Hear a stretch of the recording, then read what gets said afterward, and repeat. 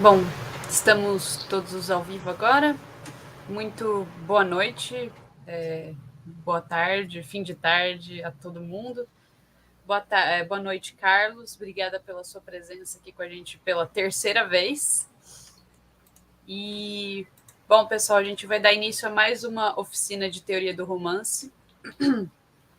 Hoje a gente vai ter como tema a apresentação do Carlos, que é Diálogos Intertextuais em A Pata da Gazela. E eu vou fazer uma breve apresentação aqui do Carlos. E logo mais ele começa a apresentação dele sobre esse tema. Então, Carlos, mais uma vez, seja bem-vindo. E vamos lá, né? Vamos começar. Então, o Carlos possui graduação em Letras pelo Centro Universitário Toledo, tem mestrado em Teoria da Literatura pela Unesp e doutorado em Teoria Literária e Literatura Comparada pela USP. Ele realizou pesquisa em nível de pós-doutorado sobre a obra de Clarice Lispector, também na USP. E já publicou livros como Entre o Ínfimo e o Grandioso, Entre o Passado e o Presente, O Jogo Dialético da Poética de Manuel de Barros, A Tragédia do Tédio da Repetição em Clarice Lispector e Impressões, Ensaios sobre Literatura e Outras Artes. Então, seja muito bem-vindo, Carlos. Eu vou deixar a palavra agora com você. E, pessoal, a gente vai reservar 10 minutinhos para perguntas, assim. Quem tiver, fica à vontade para fazer as perguntas no chat. E é isso. Carlos, é com você. Obrigado, Rafaela. É um prazer estar participando de novo das oficinas do Lero, né, do Laboratório de Estudos do Romance da USP. E boa noite a todos. É um prazer conversar um pouquinho sobre esse romance não tão conhecido do José de Alencar, né? Quando a gente pensa nas obras-primas de Alencar, José de Alencar, logo vem à mente Iracema, Senhora, Lucila, mas mesmo nessas obras menores, Alencar acaba sempre surpreendendo a gente pela sua criatividade, sua inventividade. E o tema, então, que eu estou trazendo hoje para nós é uma leitura de A Pata da Gazela a partir dessa perspectiva da intertextualidade e como que essas relações intertextuais, essa absorção, sobretudo, de obras europeias, acaba motivando a criação de José de Alencar e conduzindo, estruturando essa trama em A Pata da Gazela. Tá? Nós temos aí um PowerPoint para ajudar na nossa apresentação. Tá? Então, oficialmente, o título, né, da minha fala é esse: Diálogos Intertextuais em A Pata da Gazela. Acho que já pode ir para o segundo slide. Deixa eu ver se eu consigo aqui. Isso. Bom, então, quando a gente pensa na literatura do século XIX, nós estamos falando, né, no caso da literatura brasileira, de um conjunto de autores que ainda tem muito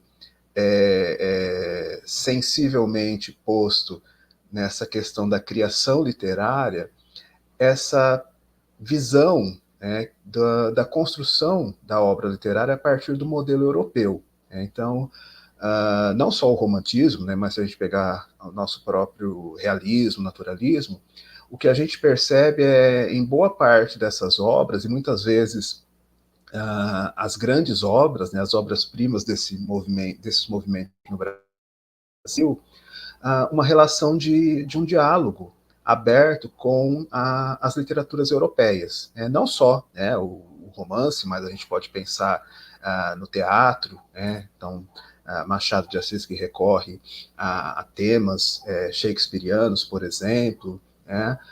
O nosso Aloysio Azevedo, né, que vai dialogar com realistas e naturalistas franceses. E no caso da literatura romântica, né, não seria diferente. A gente pensa, por exemplo, na Lucila, do José de Alencar, e automaticamente vem à nossa mente a Dama das Camélias, Manon Lescaut, né? E A Pata da Gazela é um romance que apresenta várias dessas nuances aí de intertextualidade. Então, pegando aí esse gancho com a produção literária francesa, e principalmente, né, para começar, a teoria literária, eu trago uma citação do Victor Hugo no seu prefácio de Cromwell. Né? Na verdade, esse prefácio foi escrito para uma peça teatral do Victor Hugo, então o prefácio funcionaria como uma introdução à obra, a publicação escrita, mas na verdade o prefácio acaba ganhando vida independente. Né? Hoje a gente acaba citando esse prefácio de Cromwell simplesmente como a teoria do sublime, que vai ser algo muito importante, sobretudo na literatura romântica. Né? Nós vamos ter, por exemplo, na filosofia, o Kant, Immanuel Kant, falando dessa questão do sublime como uma construção literário-filosófica. E no prefácio de Cromwell, o que o Victor Hugo tem, na verdade, em mente é mostrar esse outro lado da literatura. Né? Não só o lado do belo, mas como aquilo que é o avesso do belo, do belo físico, o grotesco, o repulsivo, o feio, eles podem tomar parte aí e participar dessa construção literária a partir do momento, então, que esse grotesco ganha ares de criação poética, né, criação estética, e ganha, então, o status de belo artístico. Então, no prefácio de Cromwell, Victor Hugo, em um texto extenso, mais voltado à teoria literária que propriamente a obra que prefacia, lança as bases de um dos conceitos mais caros à literatura romântica de sua época, as relações entre o grotesco e o sublime em arte. Então, só pegando um trechinho, né, ele fala o seguinte: o cristianismo conduz a poesia à verdade. Como ele, a musa moderna verá as coisas com um olhar mais elevado e mais amplo. Sentirá que tudo na criação não é humanamente belo, que o feio existe ao lado do belo, o disforme, perto do gracioso, o grotesco, no reverso do sublime, o mal com o bem, a sombra com a luz. Então nós temos vários conceitos aí paradoxais que acabam, dentro do momento romântico da literatura, ganhando uma extensão narrativa, uma extensão aí poética, a partir do momento em que são postos como temas centrais. Então, elementos que, em uma perspectiva clássica, ficariam num segundo plano, ou muitas vezes relegados a obras satíricas, as comédias, que já trazem esse princípio do grotesco, do ridículo, mas que a partir de agora são vistos como por meio de uma perspectiva de criação estética associada ao belo. Então esse tema do grotesco e do sublime vai ser muito interessante dentro do contexto literário do século XIX, e Victor Hugo é um autor que vai trabalhar isso de perto. Só para a gente pensar um pouquinho, porque também Victor Hugo vai ser um autor citado em A Pata da Gazela por José de Alencar. Nós temos duas grandes referências, entre tantas outras, que trazem de perto essa perspectiva do grotesco como objeto artístico. Então, na confluência entre o grotesco como possibilidade de criação literária e a busca pelo exótico enquanto pilar da filosofia do romantismo, o escritor francês criará dois protagonistas de romances que se tornarão manifestações da sua teoria. O lendário Quasímodo, personagem título de O Corcunda de Notre Dame, ou, originalmente, Notre Dame de Paris, e Gwynplaine, de O Homem que Ri, com seu sorriso deformado que se estende de canto a canto do seu rosto, bem como suas orelhas despregadas. Então, temos aí dois exemplos de criações grotescas, elevada aí ao status de arte. O Corcunda de Notre Dame, já mundialmente conhecido, dispensa aí apresentações, né? Então a ideia, né, a história do Cineiro de Notre Dame, aquele menino, né, que é adotado, né, recém-nascido, abandonado pela família, e que vai se criar, né, ali no interior da Catedral de Notre Dame, né, e que adulto então vai trabalhar como cineiro para o Claude Frollo, né, o arquidiácono da catedral. E o Quasimodo, então, é corcunda, com as expressões faciais deformadas, surdo, vai se apaixonar pela cigana Esmeralda, e aí nós temos, né, toda aquela a história de final trágico, né, já bem conhecida. Menos conhecido, talvez, do público brasileiro, seja O Homem que Ri, né? Mas muito interessante porque, na verdade, essa personagem acaba sendo a motivação para a criação do personagem Coringa, né, do Batman. Então, o Homem que Ri, né, como a gente imagina já a fisionomia do Coringa, né, aquele rapaz com o sorriso de ponta a ponta do rosto. É uma deformidade, mas que aqui na obra, claro que uma situação bem mais complexa. Né? Então, a história de um menino, né, um garoto de poucos anos de idade, que foi raptado por uma companhia de salteadores, né, especializados não só no rapto de crianças, mas em deformar o rosto dessas crianças para que elas virassem atração circense. Né? Então, o Gwynplaine, ele tem realmente o seu rosto, os seus lábios cortados, né, de ponta a ponta. A gente pensa bem naquela a imagem clássica do Coringa, né? Então, aquele sorriso que vai até o canto do rosto, né?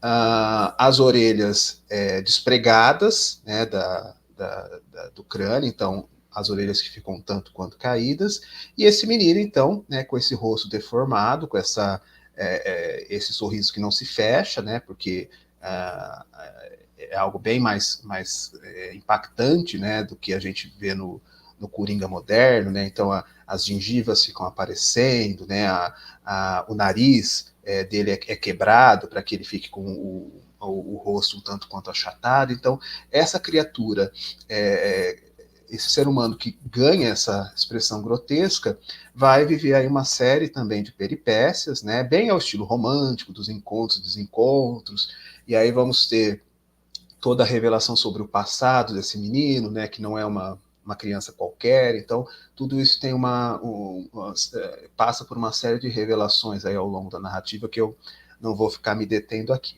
Mas então, essas duas imagens, né, do Quasimodo e do Gwynplaine, são citadas pelo Victor Hugo, pelo José de Alencar, logo nos primeiros capítulos de A Pata da Gazela, justamente porque nós vamos ter um problema envolvendo uma das personagens centrais, né, na verdade a personagem que vai dar título, né, a moça que tem a pata de gazela, né, o pezinho delicado, que vai passar por essa confusão, né, causada aí por alguns desencontros ao longo da narrativa entre os personagens, né, e aí vamos chegar aí a algumas revelações interessantes, mas vamos por passos aqui. Tá? Bom, então, nosso José de Alencar, em sintonia com os modelos europeus e com os paradigmas da arte romântica, no seu romance A Pata da Gazela, de 1870, não esconde a influência de Victor Hugo e de sua teoria do grotesco e do sublime na construção da intriga da narrativa, chegando mesmo a citar os dois personagens da literatura francesa como sombras que pairam sobre a construção de sua protagonista Amélia. Né? Então, a nossa heroína romântica aqui vai ser a Amélia, né? A moça que vai ter que vai dar o nome vai dar título ao romance, né, A Pata da Gazela, ou pelo menos nos leva a pensar sobre isso. Então, isso é muito importante. Então, esse grotesco que vai ser associado à Amélia, né, e a questão aqui é uma deformidade no pé, né, que vai sofrer uma reviravolta e vai levar os protagonistas a um final feliz. Tá?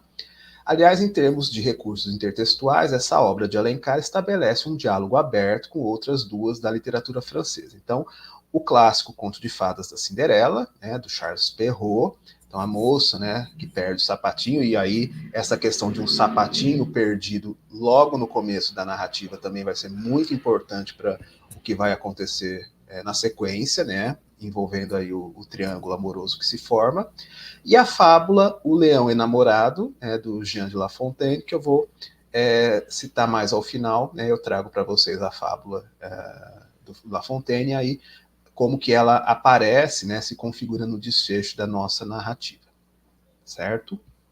Bom, quem são os nossos personagens e, né, como que o Alencar, né, mestre aí do suspense, dos encontros e dos desencontros, dos reveses da vida, né, das fortunas que aparecem do nada, como que ele conduz, então, a trama, formando aí um triângulo amoroso que vai ser o centro de interesse aí da nossa leitura. Então, em cena, um triângulo amoroso formado por Amélia, a qual o título do romance faz menção, e dois rapazes inteiramente distintos entre si, o conquistador Horácio e o sentimental Leopoldo. E aí, vale a pena já a gente citar que o narrador alencariano, ele não é neutro, tá? Ele vai abertamente fazer uma apologia aí do Leopoldo, um rapaz sentimental, movido por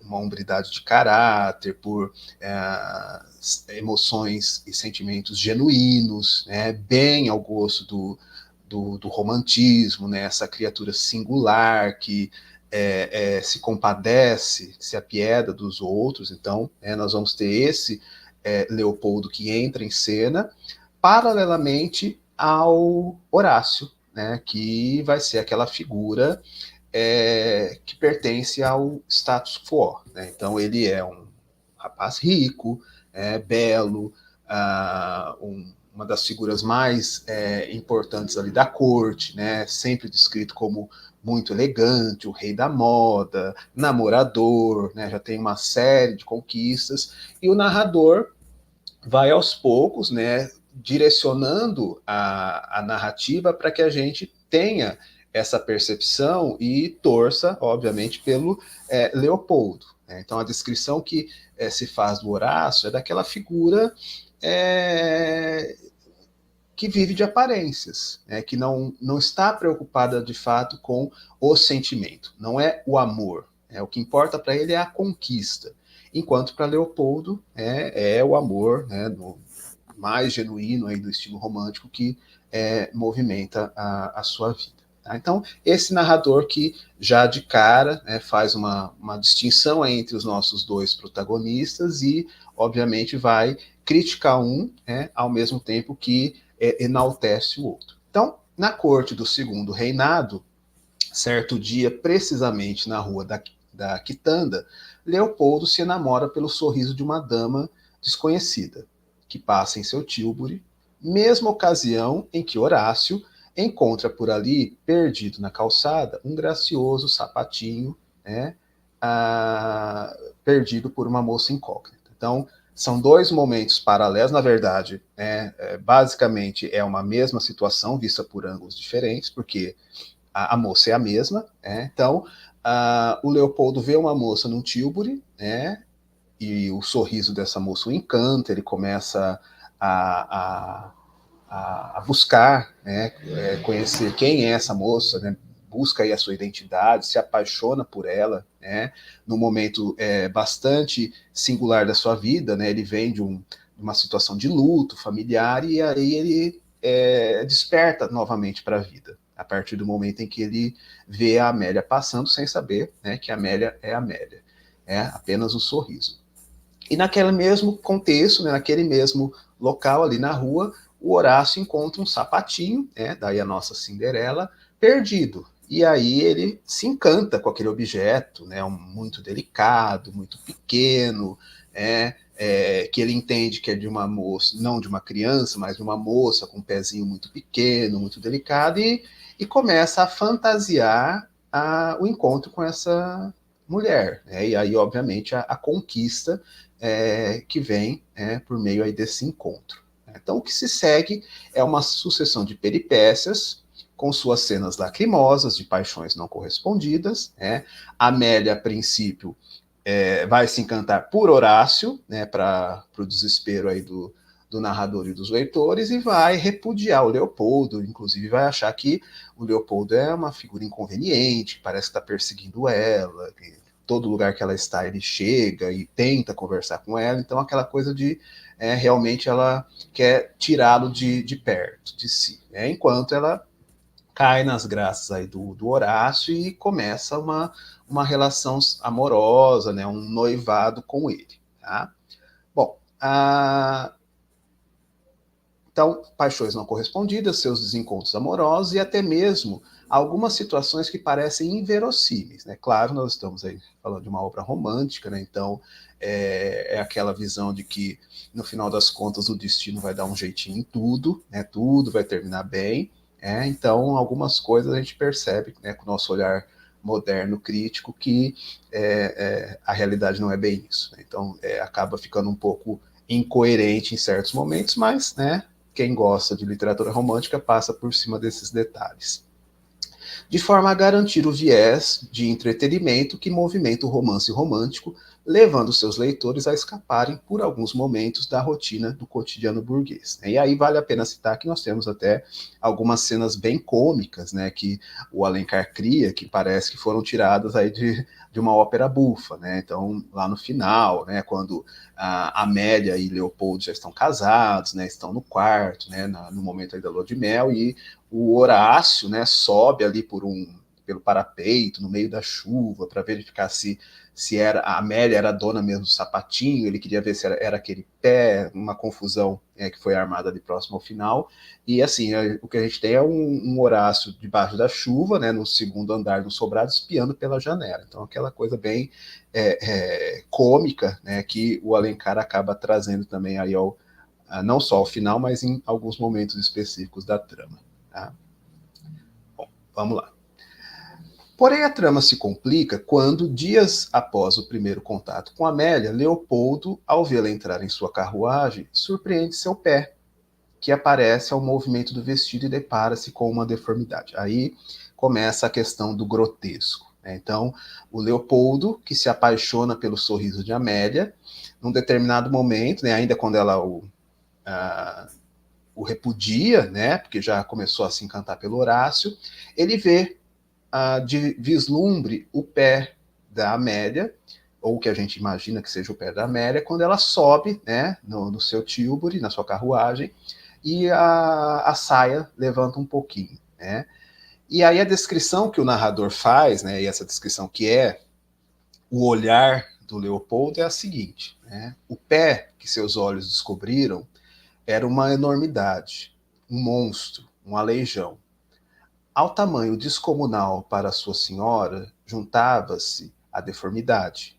Pesado, chato, sem arqueação e perfil.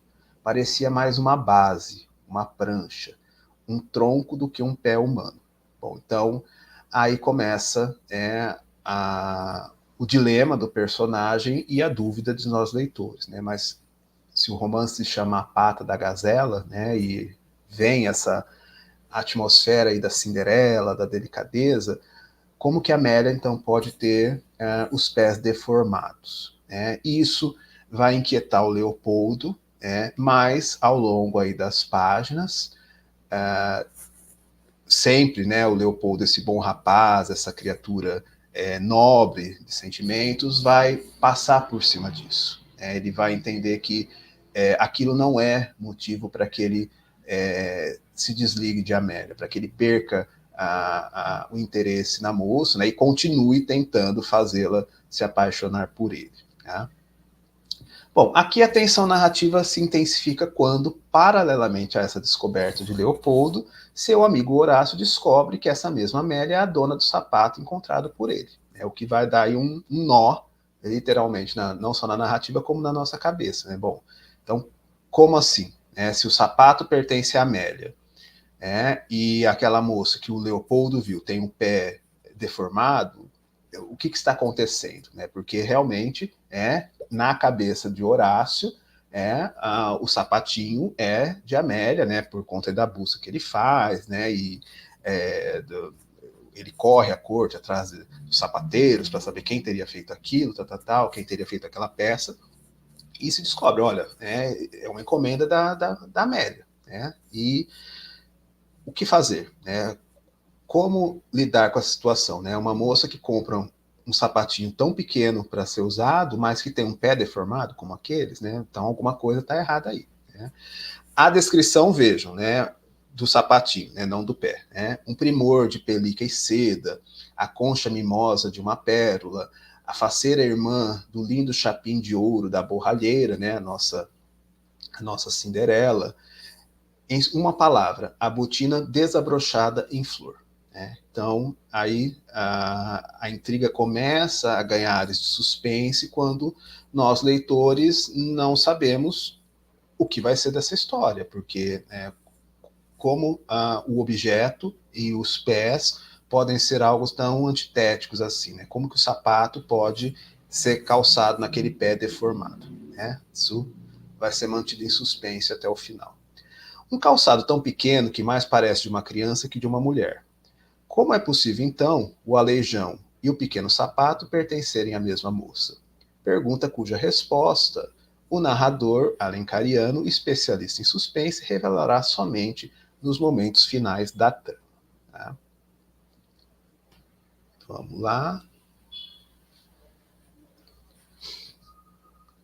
Só um minutinho que eu acho que travou aqui a minha imagem.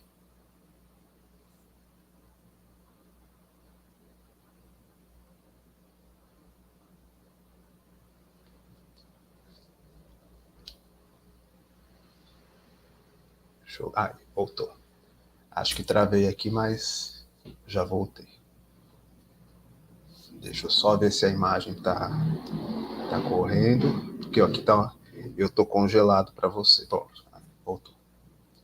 Carlos, tá tudo certo, viu? Tá? Tá dando pra ver, você tá aparecendo, tá tudo certo. Então tá bom. É que eu congelou aqui e eu não perdi o mouse, mas acho que deu uma travada. Mas vamos lá então. Seguindo aqui. A Pata da Gazela, ainda que não seja uma das obras-primas de Alencar, né, como eu citei lá no começo, ninguém dentro da educação básica, né, ou mesmo nos cursos de letras, vai passar por essa leitura, né, quando estuda o romantismo brasileiro. A gente vai pensar, né, no caso do Alencar, em Senhora, Lucila, Iracema, Guarani, né, e aí vamos entrar também em outros autores, né, Memórias do Sargento de Milícias, mas a Pata da Gazela realmente não não está nem na lista dos 10 mais do José de Alencar. Mas, né, embora não seja então essa obra-prima, é um romance que nos permite várias possibilidades de construção de significações textuais. Quando a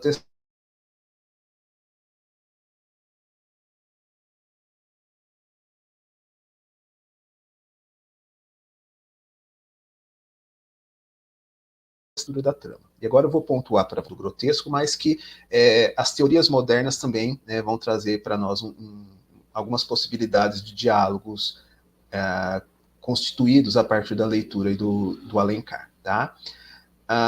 Vamos lá. Então, Leopoldo pode ser visto como um antecessor, ainda que extremamente acanhado e tacanho, de outros protagonistas de romances mais modernos, às voltas com a mulher que passa. Então, essa expressão, né, a mulher que passa, que vem da passante, né, o célebre poema do Charles Baudelaire, que nós vamos ver daqui a pouco, que vai criar uma tradição dentro da literatura da virada do século XIX para o século XX. Né? Então, quem é essa mulher que passa? Então, aquela figura enigmática que nunca se revela plenamente e que povoará a imaginação dos demais personagens dos leitores. Né? Então, exemplos clássicos dessa dama que passa pelas ruas, né?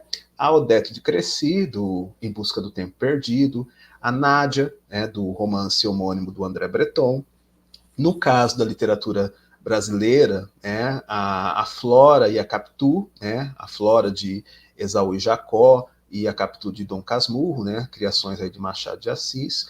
Porém, em Alencar, esse mistério é rapidamente revelado. e a passante torna-se uma figura das relações do convívio do seu amado. Então, essa construção, né, que o Alencar traz para a Pata da Gazela, ela é muito rápida, né? Ela não se configura como, de fato, um elemento central. Né? Não realmente não é uma dama incógnita, né? Como a Flora, né? Que ao longo do Esaú e Jacó vai ser chamada de a inexplicável, né? E que até o seu final, até a sua morte, vai ter essa esfera de mistério, né? A própria Capitu, né? Que a gente conhece bem, né? Se traiu ou não, quais as reais intenções de Capitu, né? Quem é essa mulher? Mas em Alencar isso é algo muito discreto. Então parece uma tentativa malfadada, porque vamos pensar que possivelmente nem era esse o interesse de Alencar, né, de trazer essa atmosfera da passante como um elemento central, mas ele está posto ali. Né, nas primeiras páginas, realmente cria-se essa imagem de mistério, né, não só porque nós temos um sorriso enigmático, né, e uma moça que, pelo menos, o personagem não sabe quem é logo de cara, mas nós, em algumas páginas, já descobrimos até o nome, mas também a questão do sapato, né, da dona do sapatinho. Mas, enfim, é uma construção muito singela, né, muito abreviada que o Alencar faz ali nas primeiras páginas, e que, ao longo aí da história literária, se constitui como um tema muito interessante. Né? Eu citei para vocês o poema do Charles Baudelaire, eu trouxe aqui só para a gente pensar um pouquinho, né, nessa imagem da mulher indecifrável, da mulher que passa pelas ruas e que cria, né, essa atmosfera de mistério para os leitores, para os demais personagens. Então, tá aí, alma passante. A rua em torno era ensurdecedora vaia. Toda de luto, alta e sutil, dor majestosa, uma mulher passou com sua mão vaidosa, erguendo e balançando a barra alva da saia. Pernas de estátua, era fidalga, ágil e fina. Eu bebia como um basbaque extravagante, no tempestuoso céu do seu olhar distante, a doçura que encanta e o prazer que assassina. Brilho e a noite depois, fugitiva beldade de um olhar que me fez nascer segunda vez. Não mais te hei de rever senão na eternidade? Longe daqui, tarde demais, nunca talvez. Pois não sabes de mim, não sei que fim levaste. Tu que eu teria amado, ó, tu que o adivinhaste. Então, tá aí, né, o poema do Baudelaire, que podemos dizer que é o pontapé inicial aí para esse tema da mulher que passa, né, pelas ruas das grandes cidades e permanece incógnita, desaparece no meio da multidão.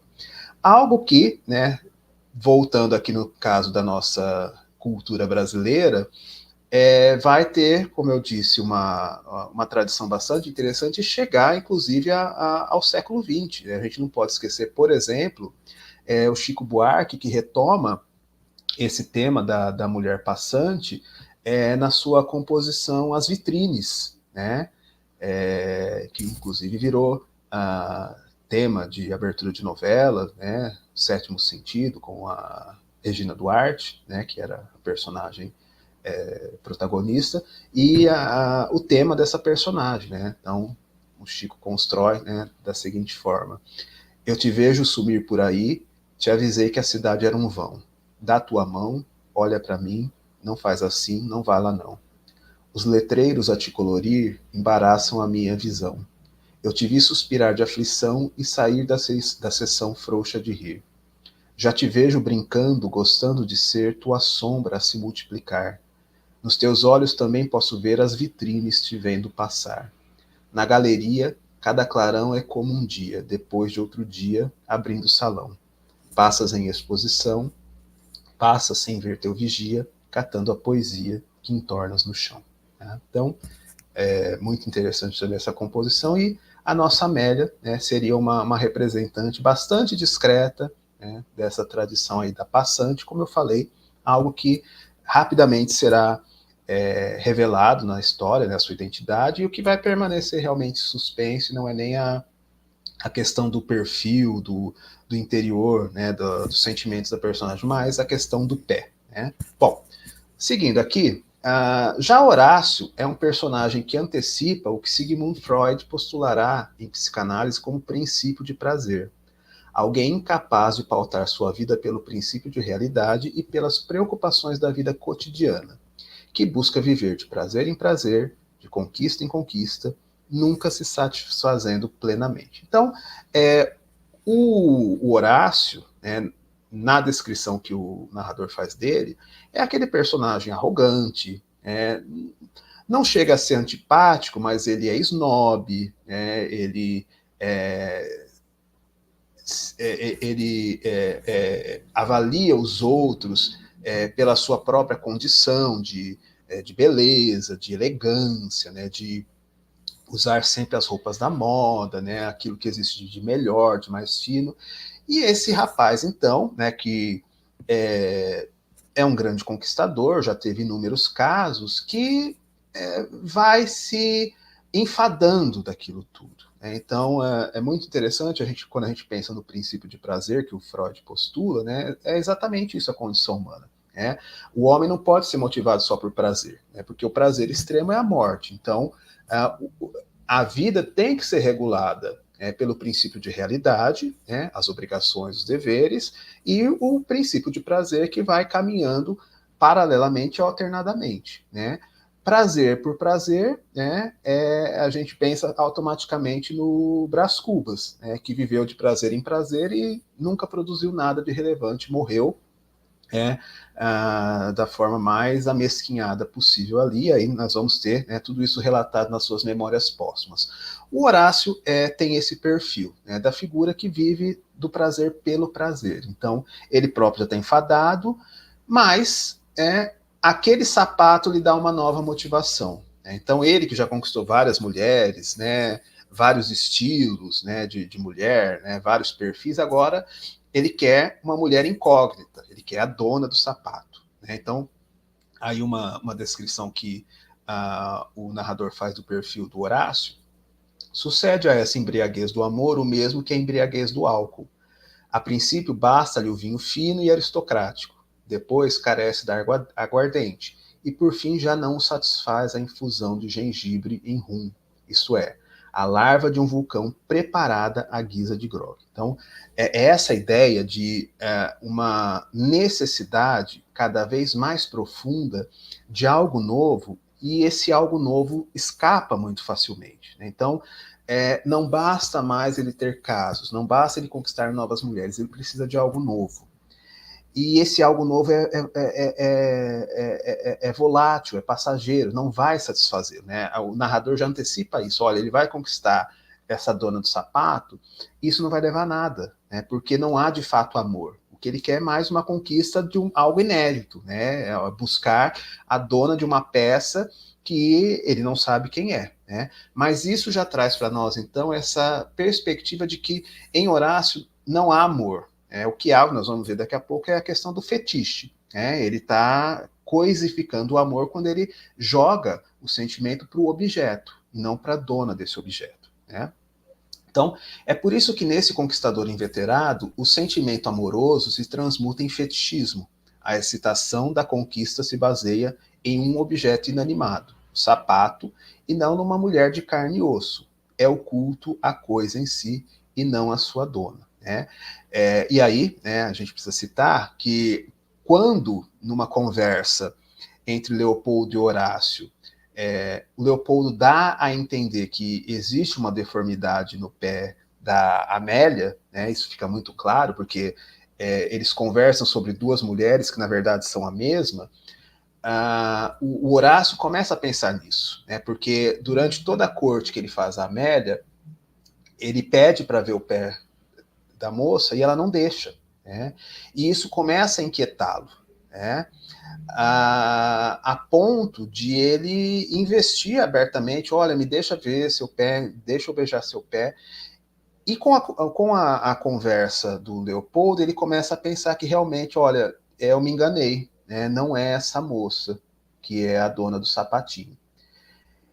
e ele pensa automaticamente na moça que estava junto com a Amélia aquele dia, que é a Laura, né, que vai ser uma personagem importante aí no desfecho da nossa história, porque, né, diante da possibilidade, bom, mas eu tô cortejando, tô noivando e vão me casar com uma moça com um pé deformado, né, então ele faz ali o desmanche, né, do noivado, né, de uma forma muito cordata. Olha, né, acho que realmente não estamos preparados para isso, não estou vendo aí uma relação mais profunda entre nós, penso que seja, né, vamos desfazer o noivado, vamos desmanchar. Ele fala com o pai da moça e olha, tá desmanchado, ok, né, e naquele momento, né, a Amélia, que já está um pouquinho balançada também com o Leopoldo, nem cria muita situação do caso, né, acha que aquilo acaba sendo o melhor. E na sequência ele vai atrás da Laura, né, e aí começa, né, uma corte que a Laura fica assustada, né, assim, né, mas o senhor nunca olhou para mim, né, e aí aquela coisa, né, de conquistador, não, né, vai pelas bordas até tentar convencer a moça, né, mas assim, muito rapidamente, né, também uma daquelas cenas bem de comédia pastelão, né, ele, na corte que ele faz a Laura, ele acaba vendo o pé da Laura, e descobre que a Laura tem os pés deformados, né, e aquilo vem como um banho de água fria no Horácio, ele se vê perdido, mas, né, o que aconteceu, afinal de contas, né, se o sapato não era dela, se não era da Amélia, se era da Laura, né, onde está a dona desse sapatinho, né, e aí, né, ele, de novo, fica sem ninguém, né, deixa a Laura de lado, né, acaba saindo de cena e vai descobrir só no final que a dona do sapatinho realmente é a Amélia, né? Então é em Horácio e sua trajetória que encontramos a referência à fábula de La Fontaine. Ele, o leão, conforme a alcunha utilizada pelo narrador para designar o maior conquistador da corte, será subjugado pela pata da gazela, né? E aí a cena final, né, aquela bem estilo Alencar, de que tudo se resolve na última página, tudo é revelado ali, né? A gente vai entender que, na verdade, aquilo que o Leopoldo viu, né, no pé na Amélia, né, não era o pé, era uma espécie de forma que ela calçava, né, que ela tinha posto para ir buscar os sapatos da Laura. Então a Laura, né, que tem os pés deformados, que evita, né, mostrá-los, ela tem uma forma especial, né, foi um molde para que o sapateiro, né, fizesse sapatos naquela medida, né? E quando o Leopoldo vê o que ele imagina que seja o pé da Amélia, na verdade é o molde que ela estava calçando, porque ela queria ver como que era, né? Se uma coisa são muito amigas, tal, ela calçou e saiu com o molde da amiga. E aí na noite de núpcias, né? Aquela cena que eu descrevi, né? Bem operística, né? Do Horácio lá fora na chuva, verificando os dois ali na intimidade do quarto, a Amélia, né, sobe o vestido e mostra para o Leopoldo o seu pezinho, né? Aí, de fato, né, chegamos à conclusão que ela realmente, né, o sapato pertence a Amélia, então a dona daquele pezinho delicado, né, mimoso, é a moça com quem ele se casou, né, para sua alegria e para o drama do Horácio, que está lá fora na chuva vendo tudo aquilo, né? Bom, e aí o final da narrativa é uma referência direta à fábula do La Fontaine, né, o Leão Enamorado, porque ele vai, inclusive, citar os versos finais da fábula. Eu trouxe ela aqui para a gente ver. Então, leão de alta prosápia, passando por um prado, certa zagaia viu muito seu gosto, e esposa foi pedi-la. Quisera o pai menos feroz o genro, bem duro lhe era o dar-lhe, mas também o negar-lhe mal seguro. E que ainda a ser possível negar-lhe é de tremer não venha a lume clandestino consórcio, que amava os valentões a mocetona. De grado se encasquetam as moças de estofadas cabeleiras. O pai, que não se atreve a despedir o amante tanto às claras. Minha filha é mimosa, e vós podeis, entre esponsais carícias, arranhá-la com as unhas. Consenti um cerceio em cada garra, em cada dente a lima, porque os beijos lhe sejam menos ásperos e a voz mais voluptuosos. Que sem tais sustos há de a minha filha prestar mais meiga a boca. Consente o leão, desmantelada a praça, falto de unhas e dentes. Lançam-lhe os cães, vai-se o leão, sem unhas. Como há de resistir-lhes? Quando amor nos agarras, bem podemos dizer, adeus prudência. Então a fábula, né, do leão que pede a Zagaia, né, em casamento, o pai dela fala, olha, suas unhas são muito afiadas, né, minha filha não pode se casar com você. E aí ele permite, né, que lhe aparem as unhas, e obviamente o sinônimo aqui do poder, né, então ele está subjugado. Logo em seguida os cães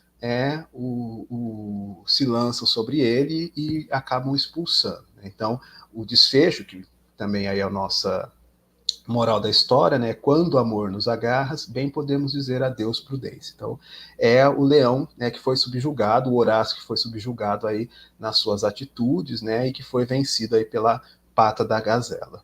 Então, o final da fábula é-nos bem conhecido. O leão deixa que lhe cerceiem as garras e os dentes, e sem sua proteção, acaba agredido pelos cães e expulso dali. Então, o verso final que eu já citei, né, que seria a nossa moral, e aí o remate, né, do Horácio, percebendo que realmente ele foi usado pelo destino, né, de uma forma bastante moralizante, né, porque aquele que estava interessado só na conquista e não no verdadeiro amor, ficou sem nada. Então ele teve sua chance com a Amélia, né, deixou essa chance escapar, e aí a Amélia acaba encontrando realmente o verdadeiro amor ali com o Leopoldo. Então essas são algumas das relações intertextuais que nós percebemos aí na Pata da Gazela, mas que, obviamente, né, se tivéssemos mais tempo aí com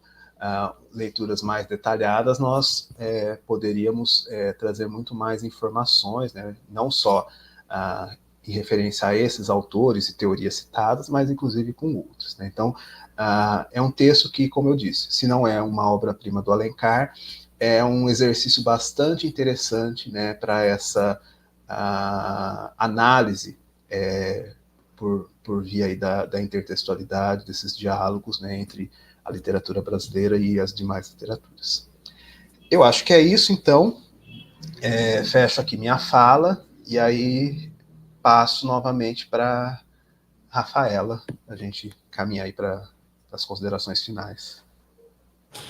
Carlos, obrigada. Excelente fala, muito interessante. Isso não conhecia essa obra, eu era completamente ignorante sobre sobre a existência dessa obra, e eu quero então inaugurar aqui a sessão de perguntas.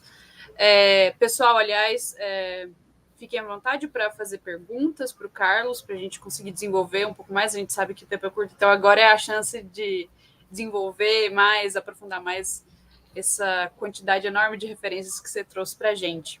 Mas eu queria começar perguntando o seguinte: como eu não conheço esse romance, nunca o li, então pode me corrigir assim se eu estiver equivocada. Mas você, quando vai descrever o romance, você fala que logo no começo ele cita, né, Victor Hugo, Corcunda de Notre Dame, né, que é bem conhecido de todos nós aqui, também do público, eu imagino. E pelo menos no romance, assim, do Victor Hugo, parece que o tratamento do grotesco é muito mais trágico, assim, né? O Quasimodo, qual que é o fim da personagem grotesca, né? É a morte, ele morre. E na Pata da Gazela, pelo que você disse, eu não li o romance, novamente, eu tô perguntando mesmo. Como é que é o tratamento do grotesco? Não parece ser tão trágico, posso estar enganada, mas pela sua fala não pareceu que é um tratamento mais trágico, assim, que a personagem acaba se casando, né? que, né, pro século XIX é o melhor final possível, né? Sim. Então, queria saber como que você enxerga esse tratamento do grotesco, assim, pelo narrador, pelo romance em si, né? O Alencar segue bem essa perspectiva do exotismo, né? Então, quando a gente pensa nessa questão do grotesco, né, e aí o Victor Hugo é o cabeça aí dessa nova tendência, são figuras exóticas, né, que estão fora do ambiente padrão, né? Então é um cineiro, é um menino, né, marginalizado que trabalha num circo. Então, esse exotismo ele não é tão evidente no José de Alencar, né? Por quê? A gente tem a ideia do grotesco associada à Amélia, mas ela não é a figura em si, a figura é a Laura, que passa, né, en passant aí por toda a narrativa. Então, o que a gente tem são os personagens formulando hipóteses, sobretudo o Leopoldo, que vai ser o grande foco, né, quando se pensar no grotesco, vão ser esses pensamentos, que a princípio ele é de rejeição, e depois de aceitação. Fala assim, olha, não, mas eu amo essa mulher, então eu passo por cima disso, né? E ele casa realmente com a Amélia, imaginando que ela tem os pés aleijados, né? E aí se descobre que não é nada, que na verdade a menina, né, tem os pés, perfeitinhos ali, pelo menos os padrões da época. O grotesco está na Laura, que vai ser revelado só no final, né? Mas a Laura, ela já foi casada, ela é uma viúva, né? Então ela é uma moça, ela é nova também, mas é uma recém-viuvada. Então, quando o Horácio chega a ela, não é nada profundo, porque ele já chega num clima de conquista e uma dissimulação que a Laura não entende muito bem, mas depois de tudo isso, você chega na minha casa, então, e é muito rápido, né? Então, quando é revelado para nós que o pé deformado é o da Laura, estamos aí nas 3 páginas finais, né? Pouco resta aí da narrativa, que acontece praticamente no mesmo dia do casamento da Amélia e do Leopoldo. Então, assim, esse grotesco vai ser revelado de fato só nos momentos finais. Só que a Laura é uma personagem, como eu disse, um tanto quanto secundária. Não, ela é uma figura mais taciturna, ela é mais fechada, então sim, tem aquilo de não se mostrar, mas ela é uma figura da corte, né? Ela não é uma moça qualquer. Então, o Alencar traz essa esfera de superioridade, né? Ela não é uma figura do povo que vai ser vilipendiada ali, né? Então ela casou, né? Então ela teve um amor breve, mas ela conseguiu. E o Horácio foi um desvio aí no caminho dela, né? Que nem foi tão relevante. Então, realmente, né, não tem essa perspectiva trágica do Victor Hugo, porque nos 2 romances, né, os protagonistas morrem, né, tanto o Quasimodo quanto o Gwynplaine, e as reviravoltas levam a isso, mas na Pata da Gazela, o que o Alencar nos mostra é o pensar sobre, né, e talvez, né, mais do que assim, a deformidade como Leopoldo supera os preconceitos para chegar àquele casamento, né? E aí, claro, né, final romântico tudo termina bem, né? Então não tem deformidade nenhuma, o pezinho dela tá ali, né, bonitinho, e o Leopoldo casa com a mulher dos seus sonhos. Interessante, porque aí a gente pula pro Machado, né, que tem aquele trecho, né, super conhecido, porque Bela se coxa, porque coxa se bela, né, que já é um tratamento mais irônico, né, com esse aspecto, assim. Então... E bem mais frio, né? Porque o Brás dispensa a moça descaradamente, né? Ele não tem essa, não é mais esse brio romântico, né? esse caráter, né, superior romântico. Ali já é uma visão bem mais rebaixada, né? E fria da realidade, o que é muito interessante, porque a gente sai também dessa atmosfera do exótico, né, que é próprio da cultura romântica, de trazer esses temas sempre como o exotismo, e no realismo isso é tratado de uma forma mais séria. Né? Então, olha, não são tudo as mil maravilhas, né? E não precisa ser exatamente um corcunda, um Gwynplaine, pode ser uma moça com uma deformidade na perna, ponto. Mas naquele momento, aquela sociedade para eles aquilo já era motivo de separação, né, de marginalização da figura humana. Inclusive, esse aspecto da marginalização era algo que eu até também ia te perguntar, porque, enfim, a figura do Quasimodo é muito emblemática, né? Ele é completamente isolado, né? Assim, espacialmente no romance e simbolicamente, de várias formas, ele é completamente apartado. E na sua fala parece que nem tanto assim, né? Parece que a personagem, enfim, que supostamente tem essa deformidade, entre aspas, ela não é isolada, ela na verdade é motivo de curiosidade, enfim, eu achei diferente, né? Do modo Isso. como. Porque justamente a gente pensa essa mudança de classe social. Né? Então, quer dizer, o Quasimodo, né, assim, a deformidade física, a esmeralda, né, a cigana, né, uma outra religião que não a religião, digamos, oficial, né, o Gwynplaine, né, que vive num circo, que trabalha com uma menina que é cega. Então, são figuras que estão à margem. Né? Então, o Quasimodo vive na catedral, isolado, né? Tem pouco contato com a civilização. A Esmeralda, né, aquela figura que vive de passagem, ela não tem um pouso fixo, né? O Gwynplaine esqueci o nome da menina cega, eles vão de aldeia em aldeia, mas também como apresentações exóticas, né? Um circo de aberrações. Então, eles não figuram no seio da alta sociedade, né? Eles estão postos à margem em todos os sentidos. Em Alencar, não. Né? O Alencar é muito interessante que dificilmente a literatura romântica de Alencar vai focar esses personagens das classes mais populares. Então, a Laura, ela tem a deformidade, mas ela é uma moça da corte. Né? Então, ela tem um padrão de vida. Ela tem, quer dizer, ela manda fazer sapatos próprios para ela, né? Ela tem um sapateiro exclusivo para ela. Então, quer dizer, ela tem uma tranquilidade, um círculo de amizades legítimo. Né? Então, a família, a própria Amélia, que é amiga íntima, que vai buscar o sapato para ela, né? Os pais da Amélia que conhecem a família da Laura. Então, nesse sentido, quer dizer, a gente tem uma personagem que esconde a sua deformidade, mas que tem uma esfera de segurança por trás. Né? E essa de segurança, ela é social. É diferente, por exemplo, da moça que o Brás Cubas rejeita, porque o Brás, né, é um aristocrata. E a menina de uma condição remediada. Então, aí sim você tem o descarte, né, da figura, da figura da pessoa deformada, porque é realmente a falta de empatia, né, que impera. Sim, perfeito. Carlos, eu estou bem contemplada nas minhas perguntas, nas minhas dúvidas principais. Inclusive, fiquei muito interessada em ler essa obra, que realmente não é tão, pelo menos não conhecia. E que bom que você trouxe para a gente. Pessoal, se vocês tiverem alguma pergunta, podem escrever aqui no chat. Mas se você quiser adicionar também alguma coisa, Carlos, algum comentário geral que você acha que poderia complementar, assim, nossa fala, não sei. Pode ficar à vontade.